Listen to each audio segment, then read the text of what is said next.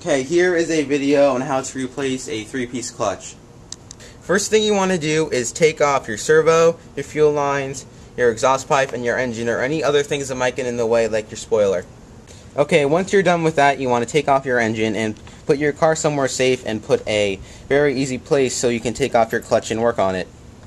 These are some of the tools you're going to need for this operation.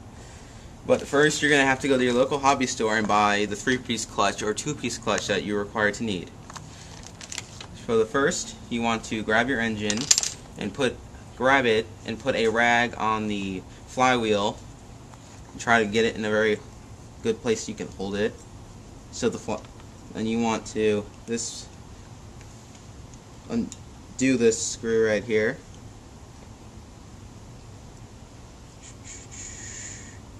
With your Allen key.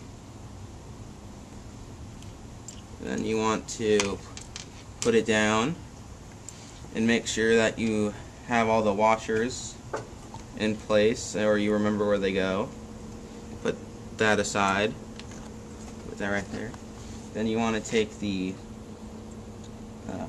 outer piece off. The outer piece off. I'm having a problem because my pieces are all the way, if you can see, all the way out. Okay, there are two ways you can take off the clutch shoes. There is, you can do it with a piece of cardboard from your or you can just put a screwdriver in here and use a piece of pliers to wiggle it out, or you can go to your hobby shop and buy a $5 piece on how to do it. But since I don't have that piece, I'm going to show you how to do it with the pliers.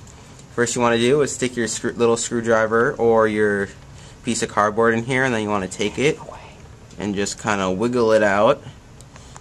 If you can see it, it's starting to come out a little bit.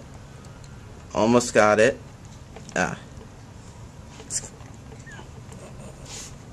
And almost got it.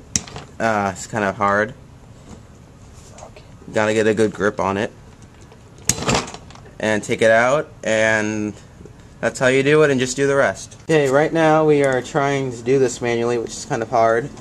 So what you have to do is put an Allen key in there to hold it, and then you have to use the pliers to push the little tiny thing into the little spring into the other side. And that's basically all you have to do for that.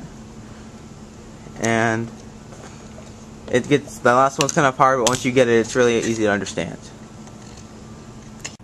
Okay, now that you have the pieces in, you want to take your clutch bell and put your little bearing on, and then put your clutch bell on over that, and it spins freely now without the noise that it would be making if it was broken. And now what you want to do is you want to be safe. You want to take some blue Loctite, never red, because you can't ever undo red. Kind of messy. I want to take the Loctite, just kind of put it on. Take a little piece, put it on. Take your fingers or a pair of gloves, it doesn't really matter. Rub it in. Dip a little bit more on the end just to be safe. And then what you want to do is you want to put it in like that. Take your, sorry, wrong one. Take your Allen key and then tighten it back up. Just keep going. And you want to tighten it, but not too much. And then you got fixed your 3-piece clutch. Once you put your engine back on, you don't want to run it right away. You want to make sure that it is not going to screw up the gears. So a way to test this is to put a piece of paper in there and then to move your gears and then pull it back out and make sure that it's nice and even and not have holes in there and has a nice little even thing like this. That way you know your gears will not get stripped. And that's a way to test to make sure you put your engine in the right way.